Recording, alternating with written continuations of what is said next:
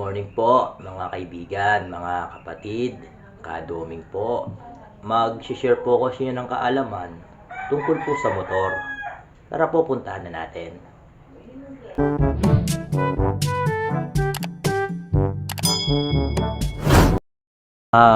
Magandang tanghali mga kapatid. Gusto ko lang i-share sa inyo itong ginagawa kong preno.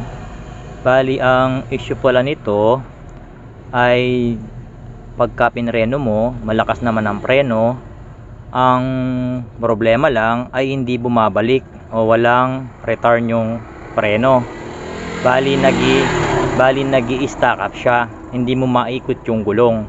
Bali ito, sinubukan ko na itong linisin. Akala ko yung piston ang may problema. Lininis ko na yung piston, pero ganun pa rin. Ipapakita ko sa inyo, no?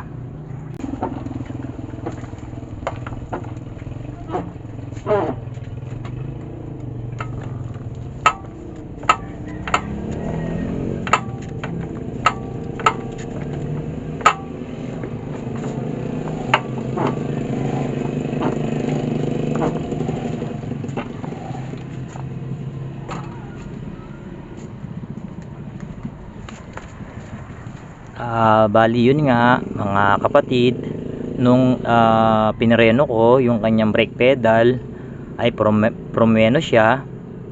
Wala namang problema sa preno, malakas, pero yun nga hindi bumabalik. Nung pagkatapos ko siyang ipreno ay nag-i-stack up yung kanyang gulong. Bali ang sira nito mga kapatid ay papalitan na natin yung kanyang brake pump. Ipapakita ko sa inyo. Ito mga kapatid, yung sa pagkakalam ko mga kapatid, ang pangalan nito ay brake pump. Ito, kung hindi ako nagkakamali. Yan ang sira mga kapatid. Papalitan na natin. Ito na pala mga kapatid yung ipapalit natin. Hindi sila parehas ng parehas. Hindi ko lang alam kung pwede ito. Subukan kong ilagay. Ito lang mga kapatid ang naging problema. Bali hindi ito pwede dahil maliit to. Yung isa malaki ang butas. Ang ginawa ko na lang pinagpalit ko na lang sila para hindi na lang ako mag-grinder pa. Yan, pwede siya, parehas na parehas. Dito lang ang diferensya, kaya pinalitan ko na lang. Malaki ang butas nung stock. Okay na guys, bali padadaluyin na natin yung fluid galing brake master.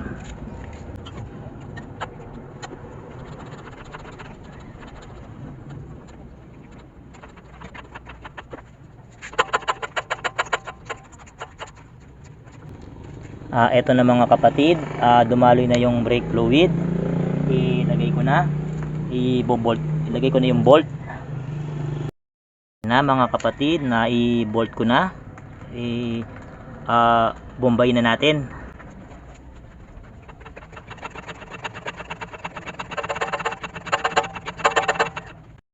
Dito mga kapatid ay dadagdagan natin yung kanyang brake fluid para hindi magkaangin yung kanyang master. Balik na tayo dun sa brake pump.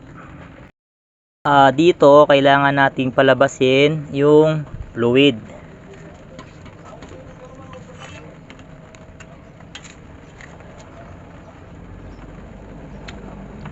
Yan, may lumalabas na. Isara na muna natin.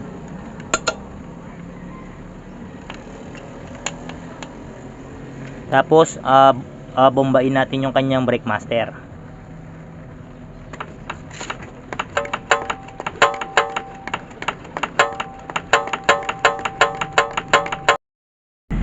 Eto na mga kapatid, natapos na natin yung ginagawa nating preno.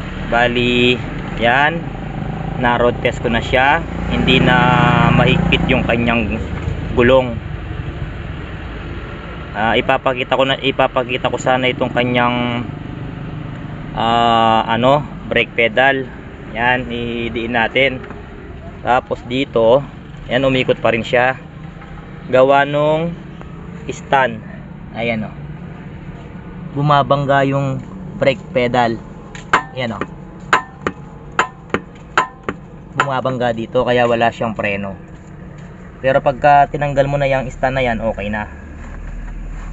Okay na. Salamat sa panonood, guys. At ganun nga po ang ginawa kong pag-aayos dun sa motor. Kung nagustuhan nyo po yung ginawa ko pong videos, huwag nyo pong kalimutan na mag-subscribe po sa aking YouTube channel, mag-like po at i-share mo na rin. Salamat po sa panonood.